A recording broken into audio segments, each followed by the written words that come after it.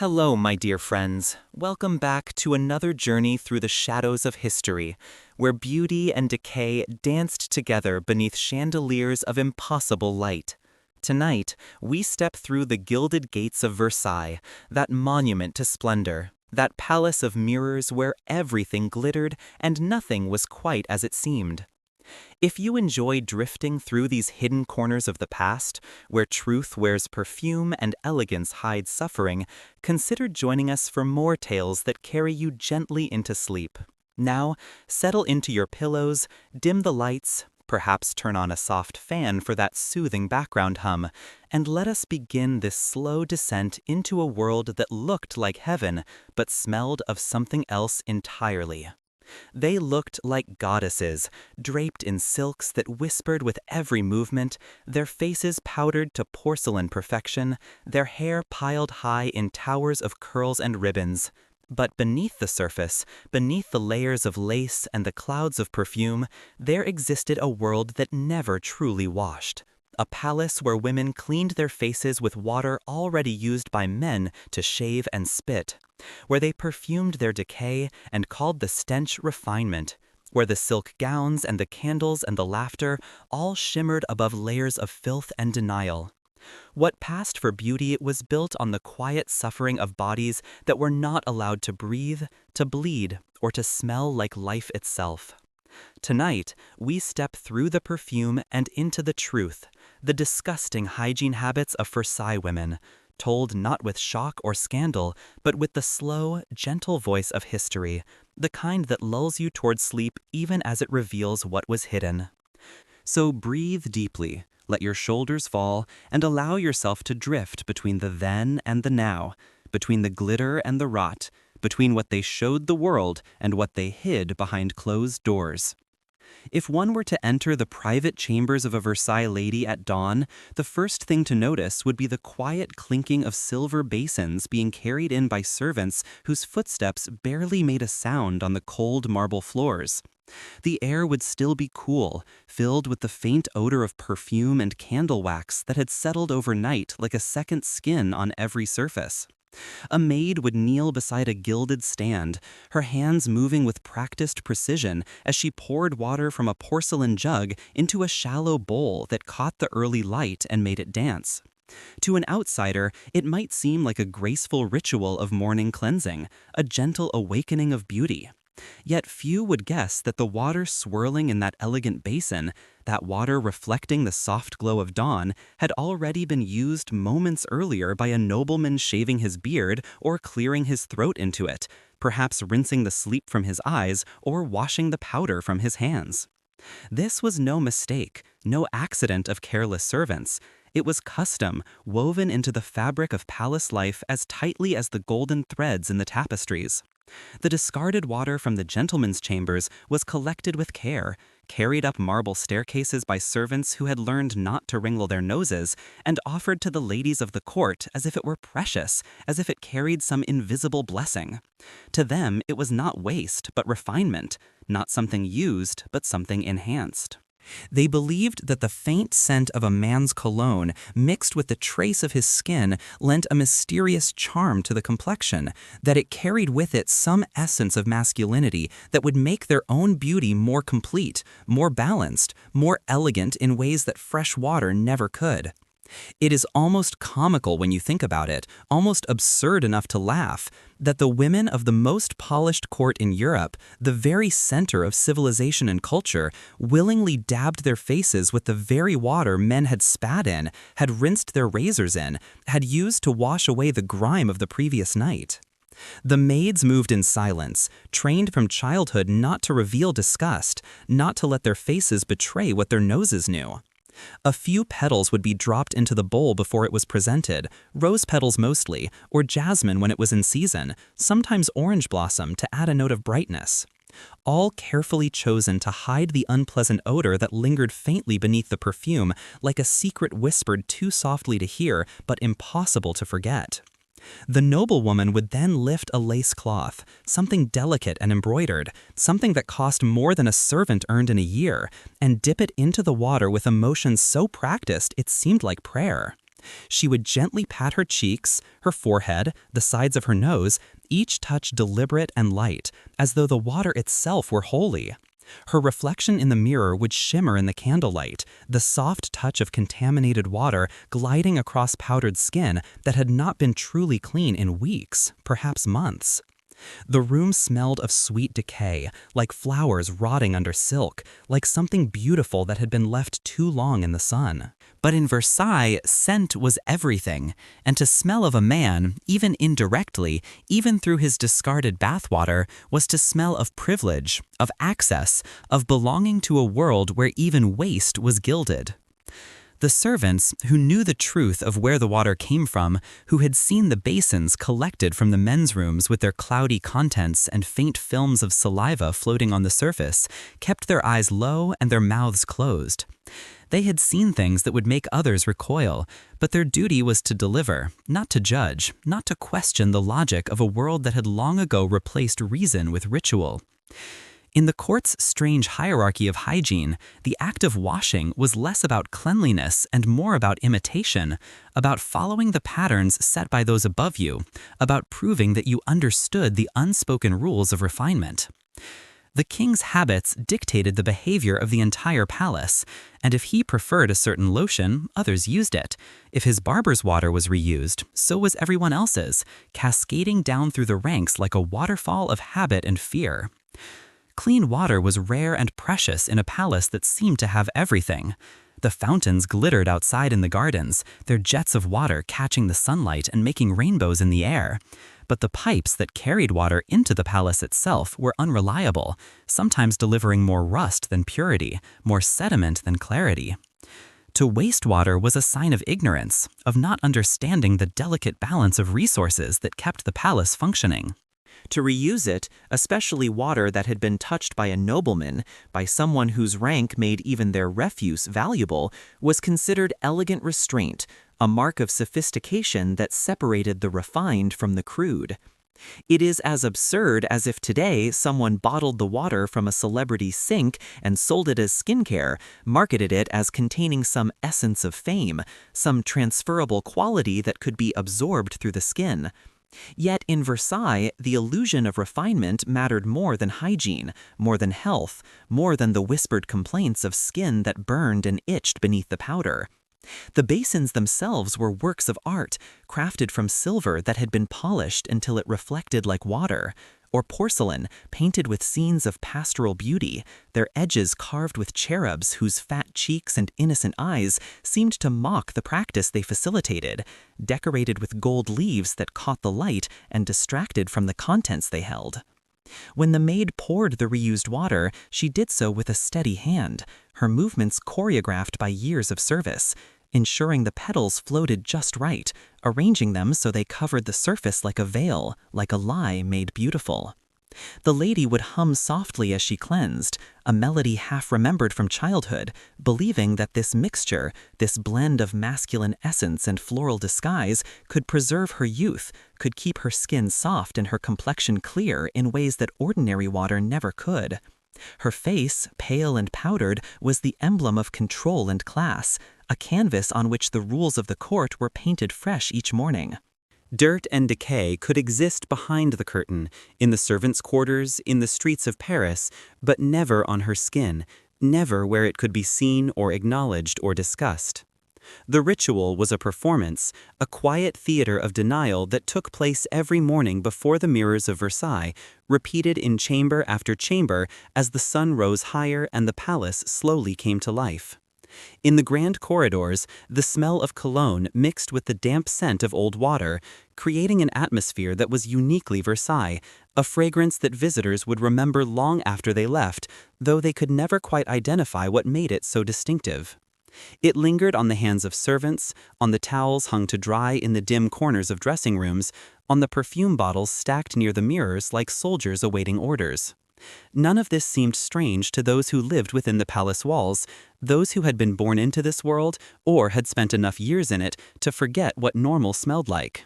They had learned to confuse fragrance with purity, to believe that if something smelled pleasant, it must therefore be clean, must therefore be acceptable. Even physicians of the time advised gentle washing with used water, writing in their leather-bound journals that it softened the skin, that harsh fresh water could shock the delicate balance of the complexion. It was less about science and more about social comfort, about finding medical justification for practices that had more to do with scarcity and status than with health. To reuse something from a man of status was to share in his aura, to absorb some invisible quality that fresh water, common and available to anyone, could never provide. To wash with plain, fresh water would have seemed almost crude, almost peasant-like, a confession that one did not understand the subtle arts of refinement. At night, when the long day of performances finally ended, the same ladies who had dabbed their faces with stale water in the morning attended glittering balls where candles blazed in chandeliers overhead and their cheeks glowed faintly under the flickering light. Compliments were exchanged on the smoothness of their skin, the delicate scent of their perfume, the luminous quality of their complexion that seemed almost otherworldly. No one spoke of the basins in the servants' corridors, lined up like soldiers at attention, filled with cloudy water waiting to be reused again tomorrow, the water that had become the foundation of their beauty. The truth was hidden beneath layers of powder and etiquette, buried so deep that even those who practiced these rituals might not have fully acknowledged what they were doing, might have convinced themselves that the story they told about masculine essence and refined practice was somehow true. What mattered was the image, and the image was everything in Versailles. Clean, radiant, and touched by nobility, these were the qualities that opened doors and secured positions, that made marriages and maintained power. I cannot help but feel uneasy imagining such beauty rituals carried out in rooms that smelled faintly of another person's morning breath, in chambers where the distinction between clean and dirty had been so thoroughly erased that even the servants sometimes forgot which was which. The ritual reflected a deeper reality about Versailles, a truth that extended far beyond the morning washing of faces. Cleanliness was a performance, not a condition, something one demonstrated rather than achieved.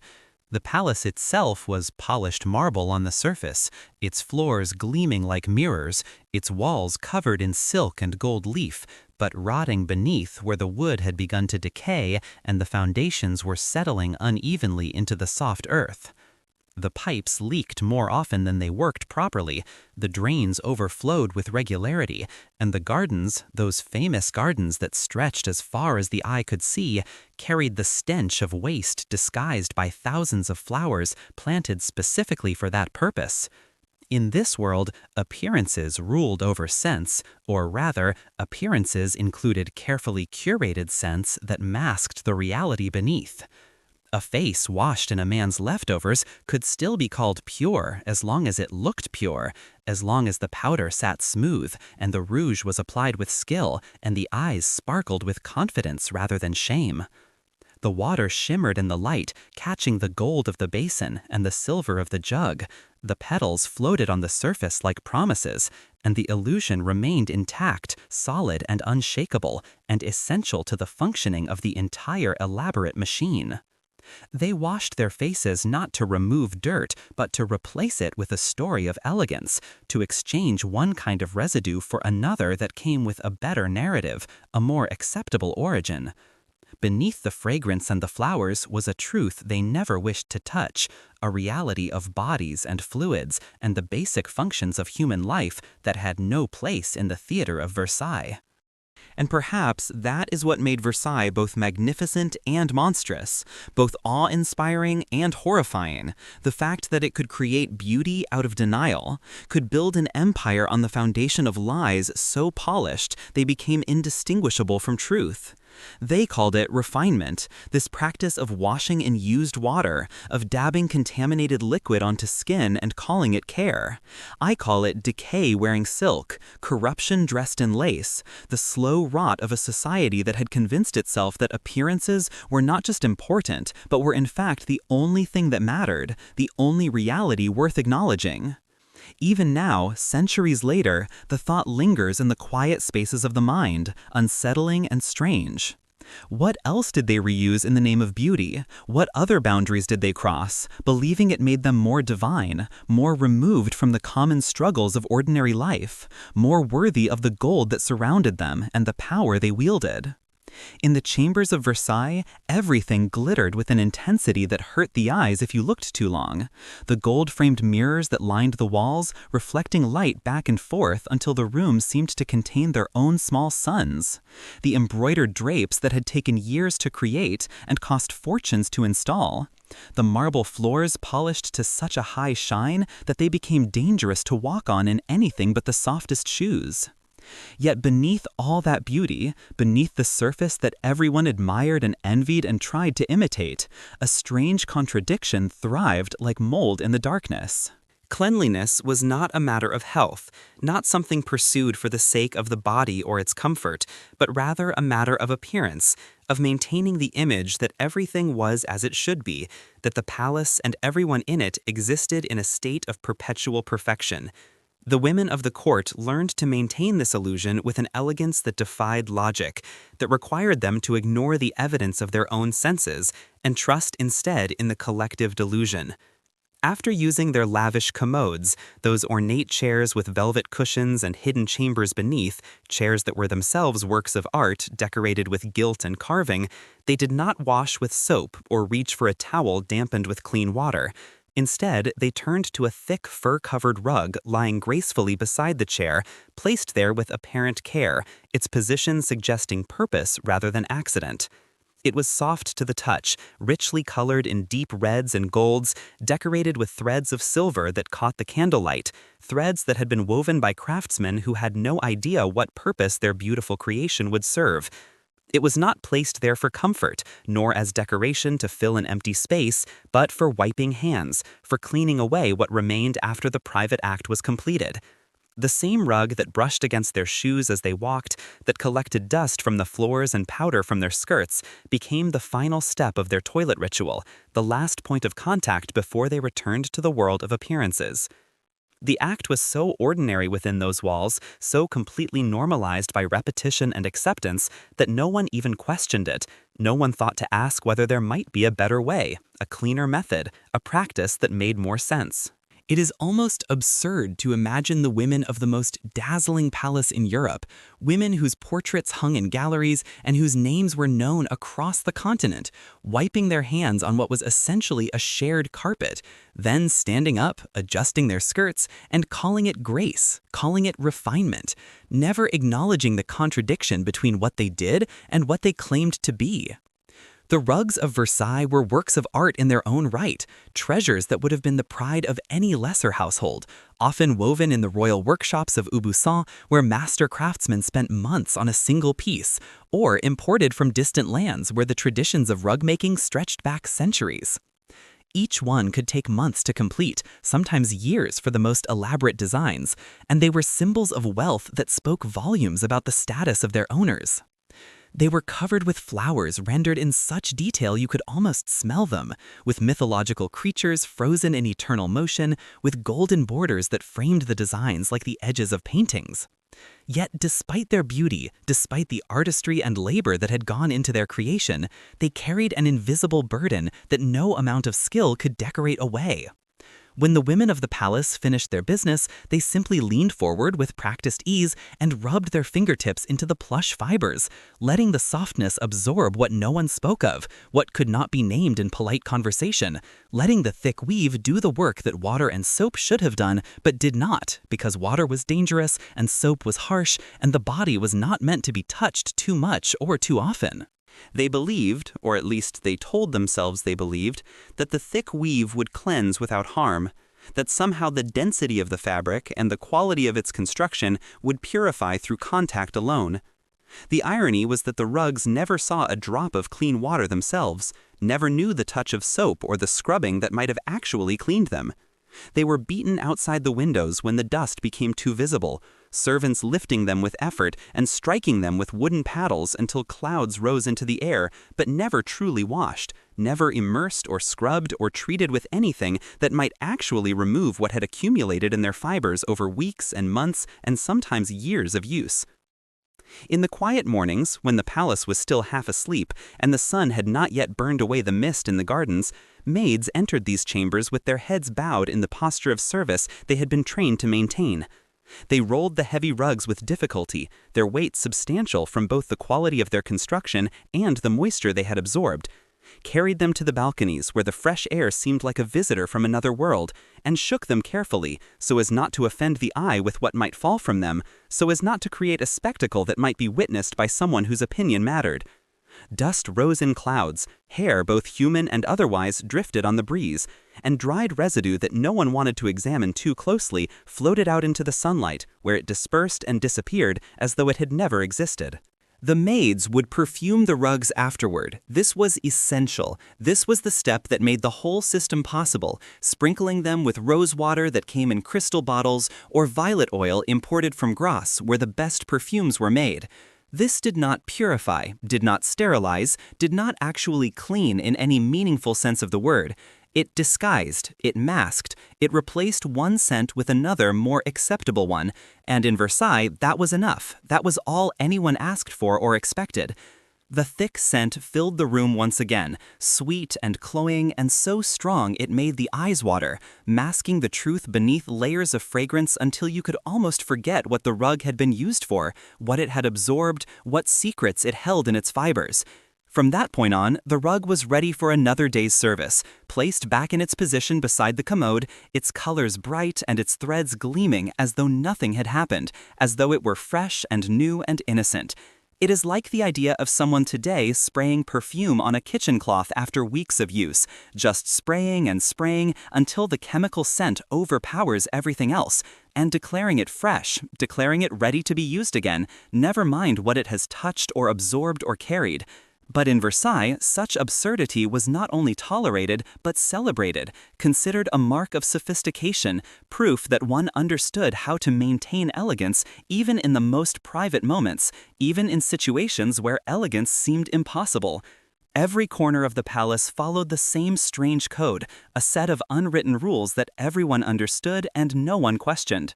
Appearances ruled over hygiene with absolute authority, and elegance demanded denial, required that you ignore the evidence of your senses and trust instead in the story you were told, the narrative of perfection that held the entire world together. Ladies would adjust their gowns with careful hands, smoothing the silk over their hips, and step lightly over the very rug they had used moments before, their faces serene as paintings, their expressions revealing nothing of what had just occurred, their fingers gloved once again in lace or kidskin, as though the gloves could erase the memory of what had happened before they were put on. The servants removed nothing, replaced nothing that did not absolutely require replacement, and spoke of nothing, maintaining a silence that was as much a part of their uniform as the clothes they wore. The word dirt itself was unfit for such places, too crude, too direct, too honest for a palace that dealt only in euphemisms and gentle suggestions. Instead, people used gentler terms when they had to refer to such things at all, traces they would say, or essences, or simply residue.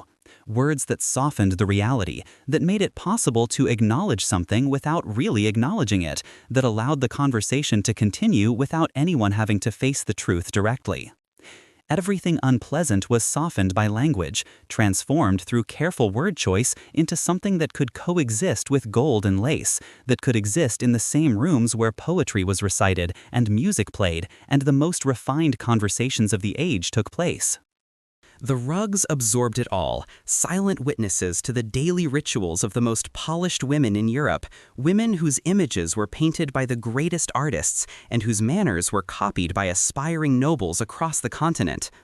They lay there day after day, year after year, growing heavier with time, their colors slowly dimming despite the perfume, their fibers matting together in ways that no amount of beating could fully reverse. Visitors to Versailles often praised the palace's perfection with enthusiasm that bordered on worship, writing letters home that described the glittering halls in breathless detail, the dazzling gowns that seemed to float rather than move, the endless perfumes that created an atmosphere unlike anywhere else in the world. Few noticed the faint mustiness beneath it all, or if they did, they attributed it to the age of the building, to the dampness that came from being so close to the gardens, to anything other than what it actually was. The air inside the private chambers carried a sweetness that turned heavy the longer one stayed, a cloying quality that seemed to stick to the skin and hair, that followed you even after you left the room. The mixture of unwashed fabric, layer upon layer of perfume applied over days and weeks, and warm air that never quite circulated properly created a fragrance unique to Versailles, something that could not be found anywhere else because nowhere else combined quite these elements in quite this way.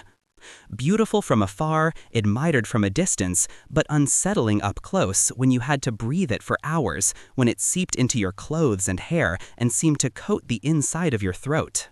The women who lived there had long stopped noticing. Their noses had adapted, their senses had adjusted to the point where this seemed normal, where this seemed like simply the way things were.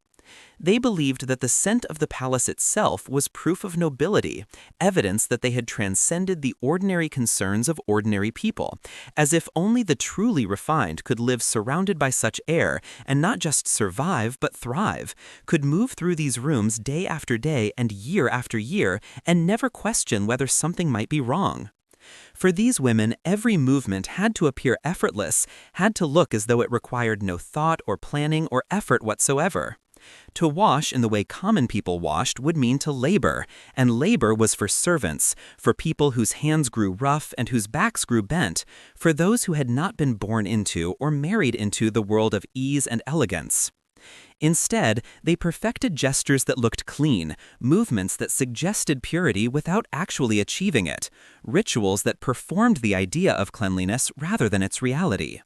A dab of perfume on the wrist replaced soap and water, a touch of powder on the face replaced the freshness that comes from actually washing, and the rug, that soft, thick, beautiful rug, replaced water entirely in certain contexts, replaced the whole complicated business of basins and towels and the vulnerability of actual cleaning.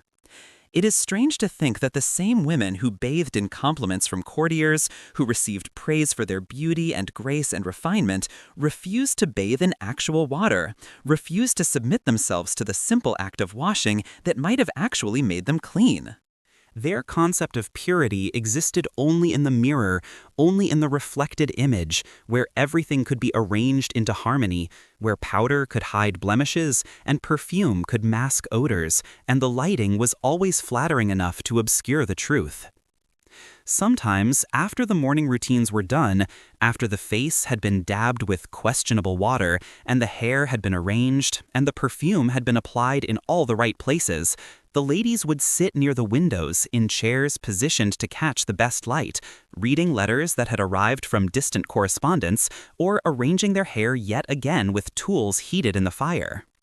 Beneath their feet lay the same rug, now carrying the scent of perfume layered over everything it hid, everything it had absorbed, everything it refused to release. When the sunlight caught its fibers at certain angles, they glittered softly with a kind of deceitful beauty, the silver threads woven through the design catching the light and throwing it back in sparkles that distracted the eye from looking too closely, that suggested luxury rather than function, that made you think of art rather than utility. The rugs were never removed unless they became visibly worn, unless the traffic of feet and the weight of use had degraded them to the point where even perfume could not disguise their condition, and even then the replacements were treated the same way, placed in the same positions, used for the same purposes, subjected to the same cycle of use and perfume and denial. The idea of scrubbing or washing them with soap and hot water was unthinkable, would have seemed absurd to anyone who suggested it.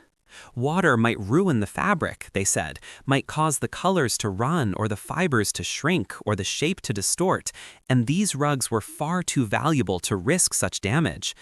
In truth, it might only have revealed what they preferred not to see, might have released odors that perfume kept trapped, might have shown stains that the dim light of the chambers kept hidden, might have forced them to confront directly what they had worked so hard to ignore.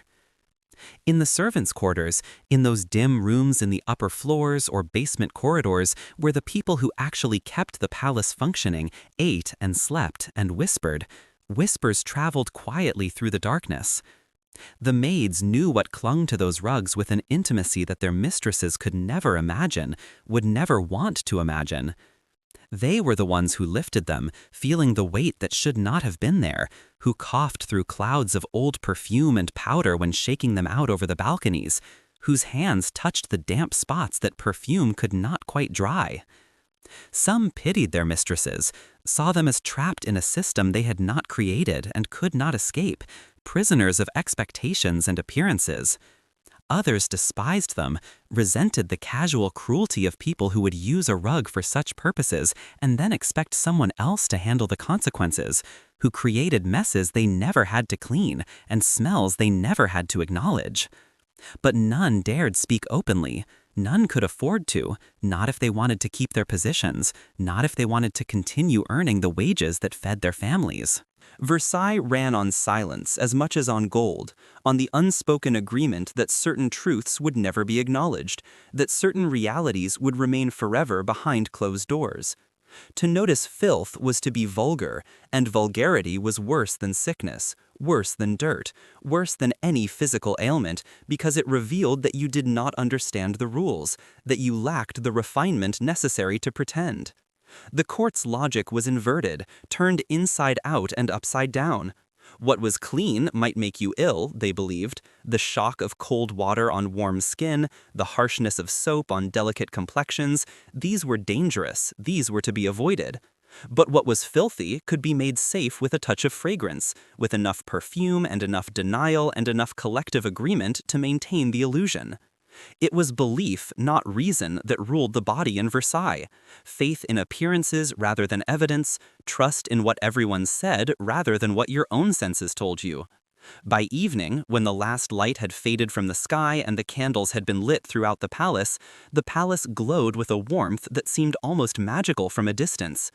Guests danced in the great halls where the air was thick with perfume and the sound of music, where hundreds of candles burned in chandeliers overhead and cast shadows that moved like living things, while the same rugs lay quietly beneath layers of skirts and shoes, hidden under the traffic of the evening, covered by the movement of bodies and the swish of fabric. The elegance of the scene was hypnotic, had a power that made you forget to question, that made everything seem right simply because it was beautiful. Musicians played instruments that cost more than houses, jewels glittered on throats and wrists and in hair, and the scent of roses filled the halls so completely that it seemed to replace the very air. But hidden within that fragrance, buried beneath the layers of pleasant scent, was the sour echo of the morning's rituals, the trace of everything that had happened behind closed doors, the accumulated evidence of a day lived according to the strange rules of Versailles. If the rugs could speak, and sometimes I imagine they could, that they held within their fibers the memory of everything they had witnessed, they would tell of 1,000 delicate hands wiping away evidence, and 1,000 bottles of perfume poured over them to hide what had been done. They would tell of how beauty in that world depended entirely on denial, on the willingness to ignore what you knew to be true, on the ability to smell roses and convince yourself there was nothing else. They would describe the texture of lies, the weight of secrets, the strange lightness that comes when you finally stop fighting reality and simply accept that this is how things are, that this is how they will always be. I often think about how those women, draped in satin and lace worth more than most people earned in a lifetime, believed they were living at the height of civilization, at the very pinnacle of human achievement and refinement, while beneath their feet lay the truth they refused to touch, the evidence they refused to see, the smell they refused to acknowledge. Their rugs were metaphors for Versailles itself when you think about it, dazzling on the surface with their intricate patterns and rich colors and threads of precious metal, but rotting underneath with accumulated filth that no amount of perfume could truly eliminate. Every act of grace contained something unspeakable, something human that had to be hidden away, something that could not be reconciled with the image they worked so hard to maintain. Cleanliness, as they understood it, was not a state of being but a performance, not something you achieved but something you demonstrated. Not about actually being clean, but about appearing clean, about maintaining the illusion so convincingly that even you sometimes believed it. The rugs endured silently through it all, year after year and decade after decade, absorbing years of habits and secrets and denials, each one becoming heavier with time, darker despite the bright colors of its design, more perfumed in a desperate attempt to stay ahead of the reality that threatened always to break through. They symbolized the strange luxury of a court that preferred illusion to comfort and beauty to health, that would rather suffer in scented silence than acknowledge that something might be wrong, that something might need to change. To live in Versailles was to exist in a carefully choreographed lie, a performance that ran from the moment you woke until the moment you slept, and even sleep was not exempt from the requirements of elegance. Every gesture was rehearsed until it became automatic, every scent calculated with the precision of a mathematical formula, every stain ignored with a determination that bordered on madness. Even the smallest detail, the way a woman wiped her hands after using the commode, carried the weight of pride and decay intertwined, inseparable, each one giving meaning to the other. They called it refinement because it smelled of flowers, because the surface appeared beautiful, because everyone else called it refinement, and to disagree would be to mark yourself as someone who did not belong. But underneath, it was simply the scent of denial, refusing to die, the odor of truth that no amount of rosewater could permanently eliminate. They believed they were preserving grace, maintaining standards, upholding the dignity of their station and their sex. But they were only teaching themselves to live with filth, to normalize it, to incorporate it so completely into their daily lives that it became invisible, that it ceased to register as anything unusual or wrong. And perhaps the cruelest irony of all, the one that should make us pause and wonder about our own practices and beliefs, is that those golden rugs, those beautiful, expensive works of art meant to symbolize purity and power and the wealth that made such luxury possible, were nothing more than soft, perfumed graves for the truth, burial sites for reality, monuments to the human capacity for self-deception. They were touched by hundreds of hands and absorbed thousands of secrets, and lay witness to the daily proof that all the gold in France could not purchase honesty. In the private rooms of Versailles, far from the public halls where ambassadors bowed and dancers whirled, the air itself seemed to have been perfumed into submission. Every inch of space carried a scent that was both beautiful and overwhelming, from the velvet curtains that had been hanging for decades to the silk gowns that were worn multiple times before anyone considered cleaning them. Behind this wall of elegance was an odd, nearly pitiful ritual that blurred the line between beauty and waste until you could no longer tell where one ended and the other began. When the scent on a lady's skin began to fade, when the perfume she had applied that morning had been absorbed or evaporated or simply exhausted its ability to mask what lay beneath, she did not reach for a fresh bottle stored carefully on her dressing table. Instead, she took up a thin handkerchief, often the same one she had used that morning to dab at her face or cover a cough, and gently pressed it against her neck and wrists where perfume always sat. The cloth absorbed what little fragrance remained, mixing it with the warmth of her skin and the powder from her makeup, and the oils that human skin produces naturally, no matter how much we wish it would not. Then, in a gesture that seemed both strange and perfectly routine to everyone involved, both bizarre and completely normal, she wrung that cloth into a basin of water with the same care one might use for something precious. The liquid that fell was cloudy, you could not see through it clearly, tinted faintly with the color of makeup and scented with roses or musk or whatever perfume she had chosen that day, and it became her lotion, her means of refreshing herself without actually washing, her way of maintaining the illusion. With calm precision born of years of practice, she dipped her fingers into it and smoothed it once more over her arms and throat, reapplying what had already been used, recycling her own scent, never questioning whether this might not be the best approach to personal care. It is almost laughable when you step back and think about it clearly, almost absurd enough to make you smile in the darkness, that the palace of perfection found virtue in washing the body with perfume that had already been used, that had already spent hours on skin, that had already mixed with sweat and powder and all the things that perfume is meant to cover. For the women of Versailles, nothing was to be wasted, not even scent, not even the faint trace of fragrance that clung to a handkerchief. Perfume was more than luxury. It was more than a pleasant addition to one's toilet. It was reputation itself. It was identity.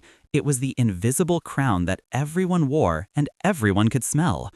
To smell pleasant was to appear pure, no matter what hid beneath the silk and lace, no matter what your actual body might be doing beneath the layers of fabric and denial. So the ritual of reusing fragrance became common, an unspoken secret passed between ladies' maids and their mistresses, a practice that everyone engaged in but no one discussed openly, because to discuss it would be to acknowledge what it really was. The cloth, after absorbing the remnants of the morning scent, was never discarded as you might expect, never thrown away or even washed thoroughly. It was pressed carefully, folded with the same attention one might give to a letter from a lover, and reused again the next day, and the day after that, and the day after that. The soft fabric darkened gradually over time, taking on a yellowish tinge from the oils of skin and the residue of perfume, becoming something that looked nothing like what it had been when it was new. When dipped into water, those traces created a diluted mixture that was neither cleanly water nor truly perfume, but something in between. A ghost of fragrance that could be spread again to maintain the illusion of freshness, to delay the inevitable moment when the body's natural scent would break through the defenses and reveal the truth.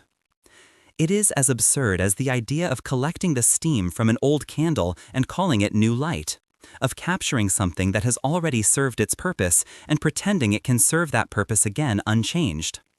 The irony would be funny if it were not so sad, if it did not reveal something profound about the desperation beneath all that beauty. Servants played a crucial role in this strange cycle of refinement that was really a cycle of desperation, though they would never have dared to call it that. Each morning they laid out fresh linens that were not actually fresh, bowls of water that would not be used for actual washing, and bottles of scent that cost more than they earned in a month.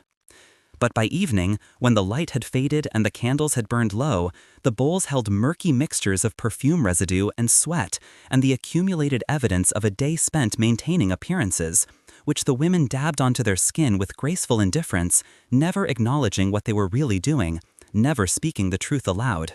To them, this was sophistication. This was the mark of someone who understood the finer things, who knew that cleanliness was not about water and soap, but about maintaining an aura, about being the kind of person who smelled right and looked right and existed in the right way.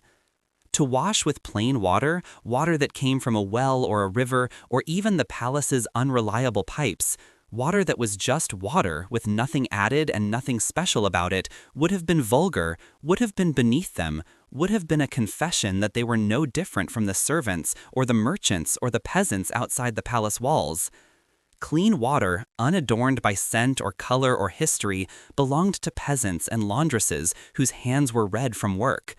A Versailles lady must never appear practical, must never do anything that suggested she understood or cared about the actual mechanics of cleanliness, must never acknowledge that bodies require maintenance just like anything else. Even her cleanliness had to shimmer with artifice, had to be complicated and difficult and layered with meaning, had to tell a story about who she was and what she represented. The smell of these makeshift lotions filled the palace halls throughout the day and night, soft and intoxicating at first breath, but faintly sour if you inhaled too deeply, if you really paid attention to what you were smelling rather than simply accepting it. As night fell and the palace settled into its evening rhythms, the air grew heavy with layers of reused fragrance, each woman carrying her own version of it, her own unique combination. Rose blended with musk from one, lavender with faint notes of decay from another, jasmine mixed with something indefinably human from a third. But rather than disgust, rather than anyone acknowledging that something was not quite right, this smell was celebrated as evidence of sophistication, proof that you belonged, a sign that you understood the unspoken rules. It was the scent of belonging to the court, of sharing in its rituals and its secrets, of being initiated into a world that others could only dream of entering. Men complimented it without realizing what they inhaled, without understanding that what they praised as richness and depth was actually the smell of perfume that had been used and reused and mixed with human sweat and human oils until it bore only a distant relationship to what had originally been in the bottle. They praised its complexity, not knowing that complexity was just another word for contamination, not knowing that the layers they admired were layers of denial rather than layers of art.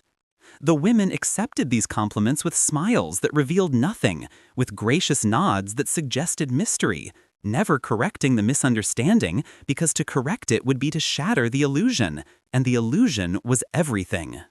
In truth, perfume was the only mask Versailles could not remove, the only disguise that had to be maintained at all times without exception. It clung to everything with a tenacity that seemed almost supernatural, to hair that was rarely washed, to furniture that absorbed it year after year, to sheets that were perfumed rather than cleaned, even to the air itself, which seemed to hold scent longer in Versailles than it did anywhere else, as though the very atmosphere had learned to cooperate with the deception. The palace was a world built on fragrance and denial, two forces that worked together to create something that could not exist with only one or the other, that required both in equal measure. Women feared smelling human, feared the natural scent of skin and breath and life, feared being revealed as creatures of flesh rather than creatures of porcelain and silk, so they learned to smell layered, to smell complicated, to smell like anything except what they actually were. When the fresh scent faded, as it always did after a few hours, they recycled it rather than applying something new, reusing what had already been used, extending the life of perfume past its natural limits. When that faded too, as it inevitably did, they mixed it with something new, creating combinations that were unique to each individual, that became signature scents not through choice, but through accident and desperation. It was a constant circle of disguise that never quite closed, that always left a gap where reality could peek through if you knew where to look. To smell clean, they reused what was already soiled. To appear delicate, they clung to the residue of decay. To maintain their position, they accepted practices that undermined their health. And through it all, they smiled and pretended everything was exactly as it should be. The science of hygiene, such as it existed in that era, had no place here in this world.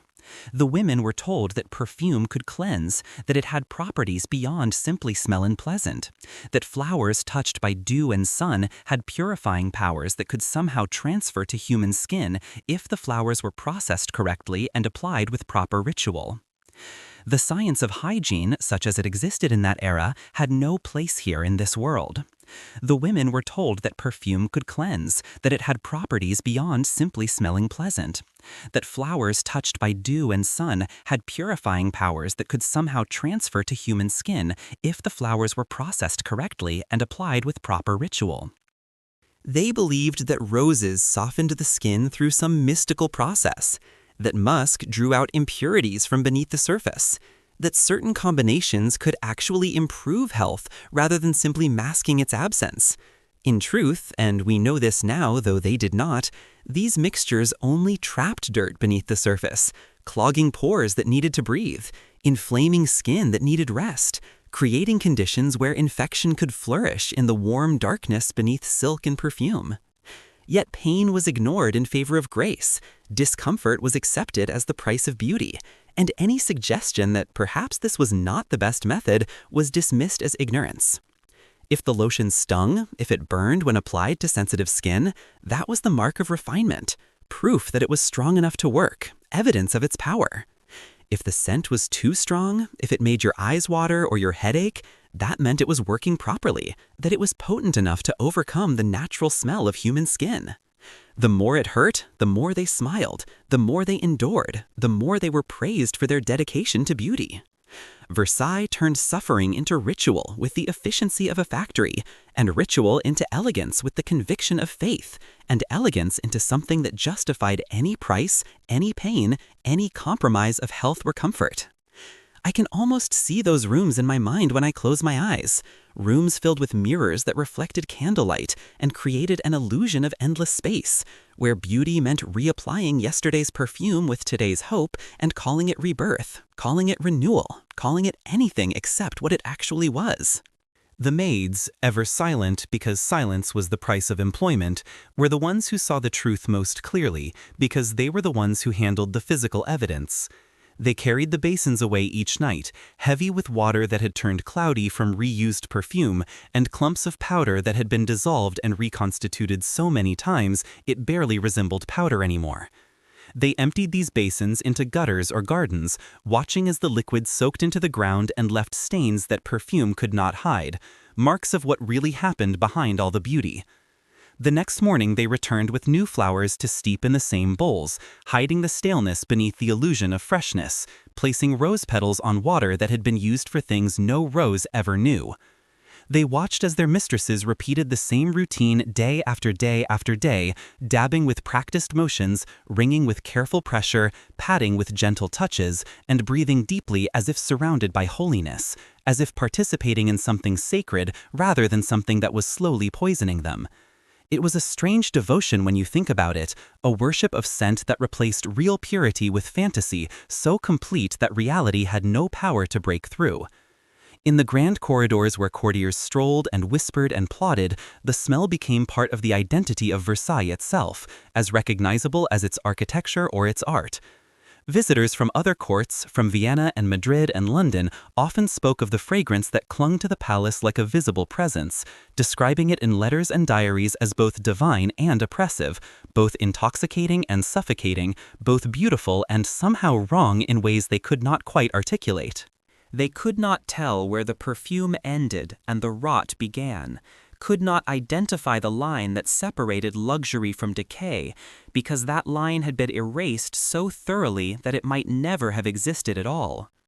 The boundary between luxury and decay had dissolved completely in Versailles, melted away under the heat of candles and the pressure of expectations, until everything existed in a strange middle ground where nothing was entirely one thing or another. The palace became a bottle that could never be emptied, always refilled with the same residue disguised as new, the same old perfume presented as fresh, the same lies told with such consistency that they became indistinguishable from truth. At the heart of this ritual, beneath all the gestures and the smells and the carefully maintained illusions, was fear, plain and simple. Fear of being ordinary, of smelling mortal, of revealing the body beneath the gown, of being discovered as human after all. Every woman at court lived in terror of imperfection, of being found wanting, of failing to maintain the standards that everyone pretended were natural and effortless, when in fact they required constant, exhausting work. They were taught to preserve the illusion of beauty at any cost, no matter how high that cost became, no matter what it demanded of their bodies or their health or their sense of truth. Even as their skin itched from the chemicals in the perfume, even as their pores burned from being clogged, even as their perfumes turned sour from being reused beyond any reasonable limit, they smiled those perfect smiles and accepted compliments with gracious nods and never once admitted that anything was wrong. Cleanliness became theater, where everyone knew their lines, and scent became its costume, the disguise that every actor wore. The more artificial it became, the further it moved from anything natural or healthy, the more noble it appeared, the more it seemed like proof of superiority, evidence of having transcended the common struggles that afflicted ordinary people. By evening, when the day's performances finally ended and they entered the ballroom beneath glittering chandeliers that held hundreds of candles, their perfume still lingered faintly on the air around them, though it had been reapplied from the same reused mixture that had been on their skin that morning, that had been wrung from handkerchiefs and mixed with water and dabbed on again as though it were fresh. The men bowed low, the women curtsied with perfect grace, and the air grew thick with sweetness layered over exhaustion, with roses layered over resignation, with beauty layered over the slow accumulation of everything that beauty was meant to hide. The mirrors that lined the walls reflected faces that glowed softly in the candlelight, glowed not from health or happiness, but from oil and powder and the sheen of skin that had been treated with diluted perfume water that carried the scent of the entire day. And yet, to those around them, to anyone who was not looking too closely or thinking too carefully, they looked divine, looked like creatures from a better world, looked like everything the court was supposed to be. The illusion was complete, polished to perfection through years of practice and generations of accumulated wisdom about how to maintain appearances. The palace smelled perfect so long as no one breathed too deeply, so long as no one asked questions that had no acceptable answers, so long as everyone agreed to maintain the collective fiction that made Versailles possible. They believed that reusing perfume made them thrifty and refined, made them careful stewards of luxury rather than wasteful consumers, made them sophisticated in ways that people who simply washed with soap and water could never understand. But it only made them prisoners of their own illusion, trapped in a cycle they had not created and could not escape, maintaining practices that made less sense the more you thought about them. They mistook the smell of old fragrance for proof of grace, for evidence of something elevated and special, never realizing it was the scent of decay refusing to die, of rot dressed in silk, of truth buried under so many layers of lies that even they could no longer find it. And perhaps the saddest truth of all, the one that should make us pause and think about our own lives and our own deceptions, is that the air of Versailles, remembered for its beauty in countless memoirs and histories, described as magical by those who visited and those who lived there, was nothing more than the perfume of things too proud to be washed away, too invested in their own image to admit that something had gone terribly wrong somewhere along the way. They created beauty from reuse and called it wisdom, they made virtue from recycling decay, and they built an empire on the foundation of lies so well perfumed that everyone forgot they were lies at all. And now, as the candles of this story fade and the echoes of that perfumed silence settle into the darkness around you, it feels right to release the breath they were never allowed to take, to exhale on their behalf after centuries of holding still. The women of Versailles lived in a world that demanded perfection over peace, that chose illusion over comfort every single time, that valued grace over truth so completely that truth ceased to have any currency at all. They spent their lives whispering through the walls of history, trapped in a stillness that was not natural but imposed, remembered only for how beautifully they managed to hide everything that was real about them. But here, in this quiet moment between sleep and waking, their long silence has ended. Their stories have been told not with judgment but with understanding, not with shock but with the recognition that every age has its own forms of madness, its own ways of confusing suffering with sophistication. So close your eyes now, let the weight of their world drift away like perfume dissipating in fresh air. Let the silence soften into rest that is genuine rather than performed, into stillness that comes from peace rather than from fear. You have listened long enough to the noise of perfection, to the endless performance, to the exhausting theater of appearing flawless. It is time to breathe again, deeply and freely, without perfume or powder or any disguise at all. It is time to rest in your own skin, in your own scent, in your own perfectly imperfect humanity. The women of Versailles never had that freedom, but you do. So take it, embrace it, and let yourself drift into sleep where no one is watching, where no one is judging, where you can finally, completely, beautifully be nothing more and nothing less than human. Good night, dear friends. May your dreams be clean, gentle, and free. May you wake tomorrow not to the smell of roses hiding rot, but to fresh air and honest light. May you never confuse suffering with elegance, or silence with peace, or the ability to hide pain with the achievement of grace. Sleep well, sleep deeply, and when you dream of palaces, may they smell of truth instead of perfume. Hello, my dear friends. They said New York never slept, But in the 1800s, some nights it wished it could. Beneath the glow of wealth and progress, the city rotted from the inside, its slums pulsing with hunger, sickness, and the quiet screams of those no one cared to hear. Every alley was a trap, every room a grave waiting to be filled.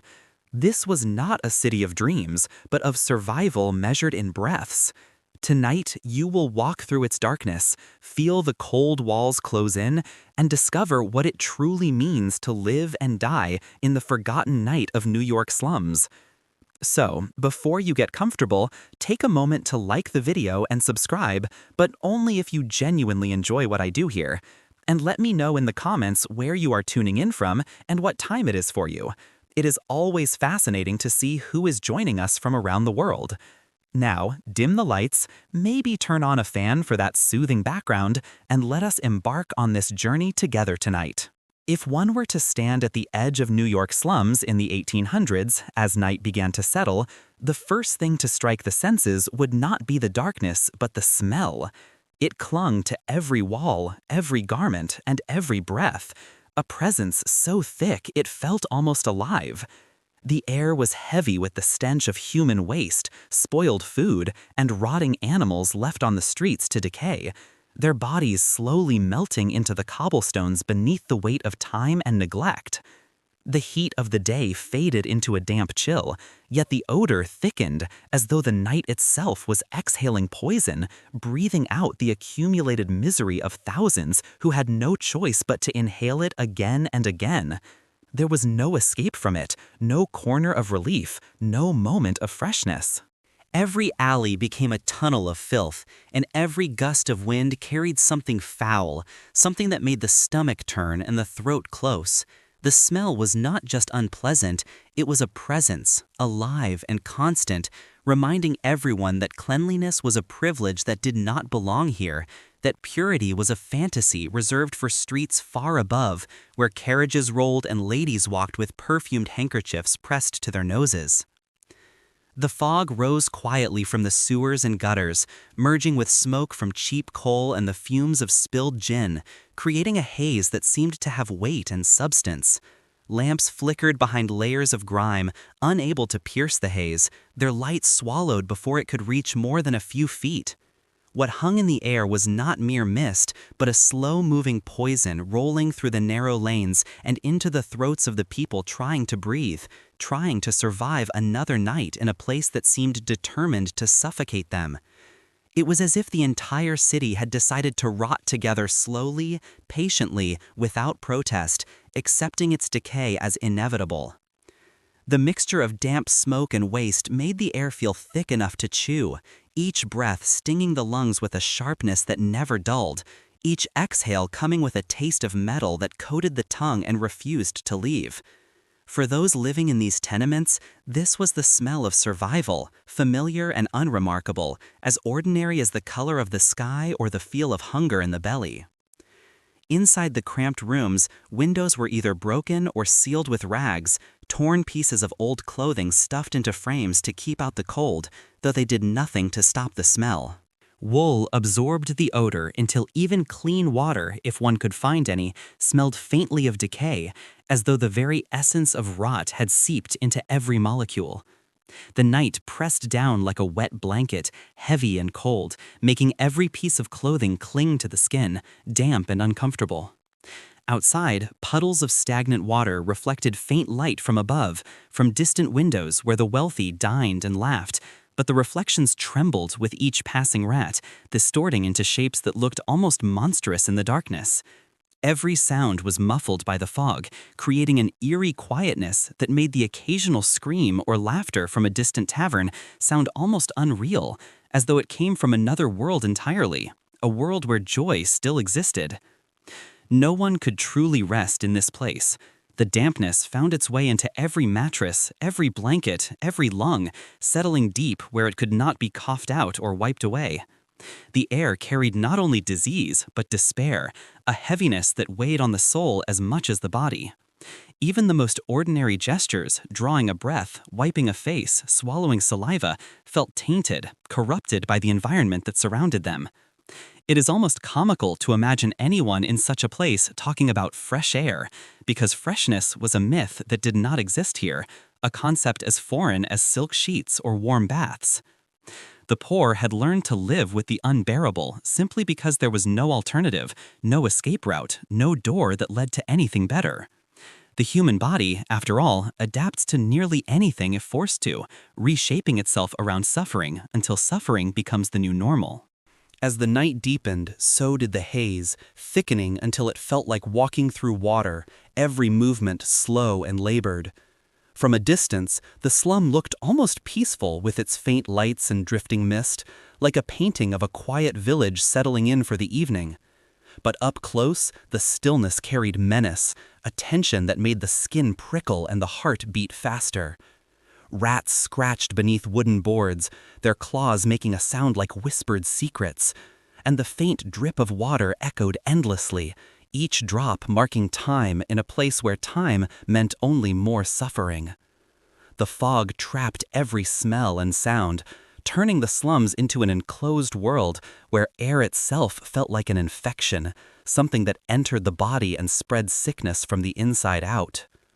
For the residents, breathing was an act of endurance, a daily battle against an environment that seemed designed to kill them slowly. The lungs filled with filth, but the mind learned to ignore it, to accept it as part of existence, as normal as hunger or cold. People moved slowly, wrapped in layers of damp fabric that never dried, their clothes reeking of sweat and smoke, worn day after day because there were no others. Children with bare feet stepped through puddles slick with oil, their toes turning blue from the cold, unaware that the same air making them cough was also what their parents had breathed for years, what their grandparents had breathed before them, creating generations shaped by poison. In this place, dirt became identity, and smell became memory, a mark that followed them wherever they went. Every odor told a story of hunger, neglect, or death, each one a chapter in a book no one wanted to read. The fog itself was treacherous, hiding more than it revealed. It hid the holes in the ground, gaps where cobblestones had been pried up and never replaced, creating traps for unwary feet. It hid the corpses waiting to be collected, bodies that had lain in the street for hours or days, covered with old newspapers or sacks, ignored until the smell became too much even for this place. It hid the faces of strangers who might not be safe to approach, men with knives in their belts and desperation in their eyes, women driven to madness by grief or hunger. Those who walked through it could lose direction within a few streets, as if the city swallowed them whole, turning familiar paths into mazes where every turn looked the same.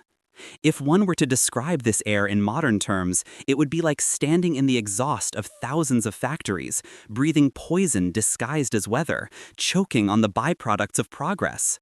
The difference is that in Victorian New York, no one thought of leaving, because leaving required money, connections, and hope, three things that did not exist in the slums. The slum was not a temporary misfortune, but a permanent condition, a place people were born into and died in, their entire lives contained within a few filthy blocks. In the midst of it, the human senses dulled, smell lost meaning, taste was distorted, and the line between cleanliness and decay disappeared entirely. People drank water that shimmered faintly with oil, cooked food that carried the taste of soot, and slept beside walls streaked with mold, their bodies pressed against surfaces that felt alive with moisture and rot. The body resisted for a while, then surrendered, accepting the inevitable. Coughs became constant companions, a soundtrack to every day. Skin erupted in sores that never fully healed.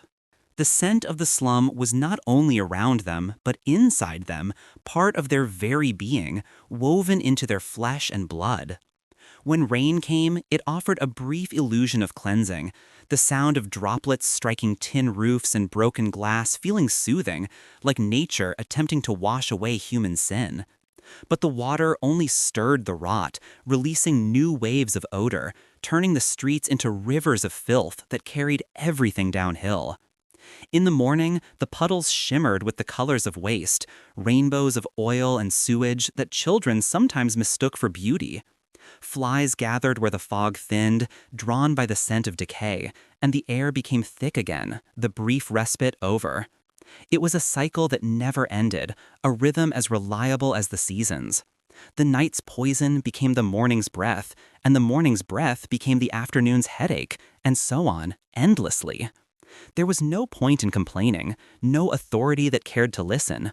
No official, no doctor, no reformer came to walk these streets after sunset when the true nature of the slums revealed itself. The poor were left to inhale whatever the city expelled, to breathe in the refuse of the wealthy, the smoke from their factories, the waste from their homes. The smell marked them, branded them, followed them even when they ventured beyond the slums, announcing their origins before they could speak.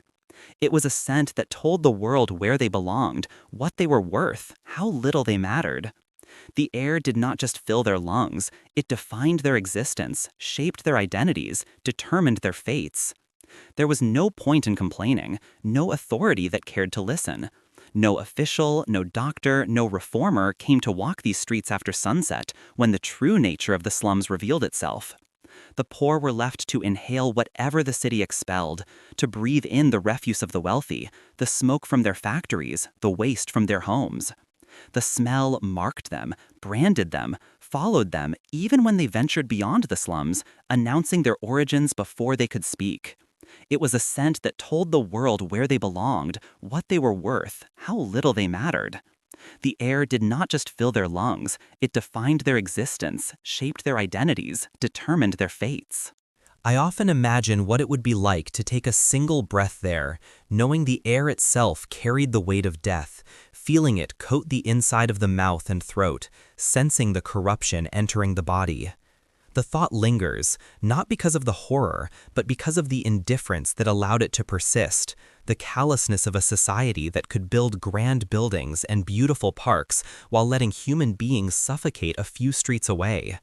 The stench was not a warning, it was background, a constant part of life that no one questioned anymore, as normal as the rising sun or the changing seasons. The night in the slums of New York was not silent, but it was suffocating, pressing against the skin and entering the soul, a presence that could not be fought or escaped. Those who lived within it learned to move slowly, to breathe carefully, to exist without expecting relief, because relief was not coming. The fog was not just weather, it was the slum's breath, the city's way of reminding them they were trapped, that the walls around them were not made of brick but of neglect. The air that coated every face and cloth told a truth words could not, that cleanliness was impossible and purity was a lie, a story told to children who lived in better places. The poor did not merely live in the stench, they became it, absorbed it, carried it wherever they went, spreading it like a contagion. It was the scent of poverty turned permanent, invisible yet inescapable, a ghost that followed them through every moment of their lives. The night's breath was poison, and yet it was all they had, the only air available, the only atmosphere in which they could exist. The fog did not just hide the filth, it became part of it, seeping into every life it touched, changing them from the inside out.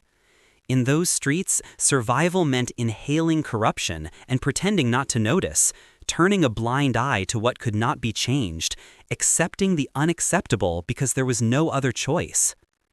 The darkness thickened, and with it the illusion of peace, a false calm that settled over the slums like a shroud. Beneath that quiet, life decayed slowly, wrapped in fog and indifference, forgotten by the world above.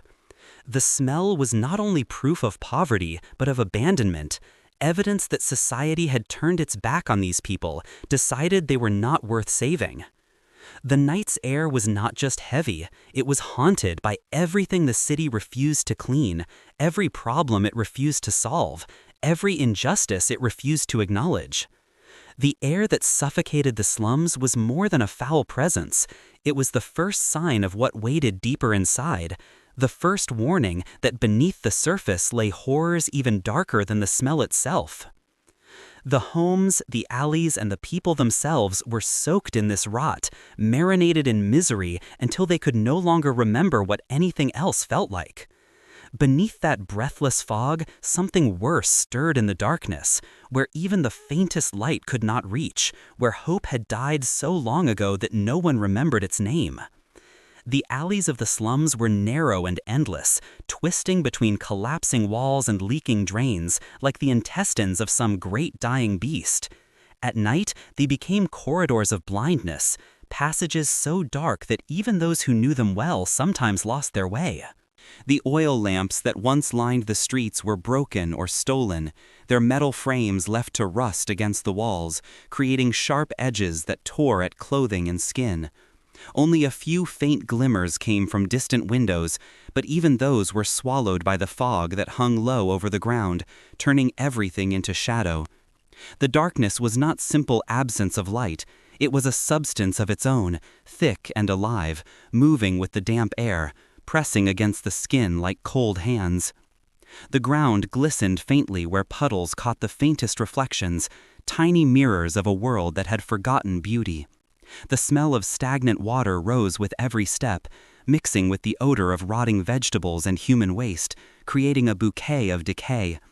It was hard to tell where the earth ended and the filth began, everything blending together into one slick, treacherous surface. In these alleys, people walked slowly, not because they wanted to, but because they had to, because speed meant danger. The ground was uneven, littered with shards of glass, bones picked clean by rats, and pieces of discarded metal that could slice through a shoe in seconds. Every few steps, the foot would slip on something soft that gave way under pressure, and often it was better not to know what it was, better to keep moving and not look down, not think about what might be beneath. The water that collected in the cracks reflected faint lights, but beneath the surface floated dead rats, swollen and pale, their bodies bloated with gases. The sight no longer shocked anyone. It was as common as the cobblestones themselves. It is strange how quickly the human mind accepts horror when it becomes daily routine, how the extraordinary transforms into the mundane through repetition. The sound of footsteps echoed against the narrow walls, creating a rhythm that seemed louder than it should have been, amplified by the enclosed space. When one person walked through the alley, it sounded as if many were following, as if an army of ghosts marched in the darkness. In the silence of the night, even a single movement drew attention, every scrape of a shoe, every rustle of clothing.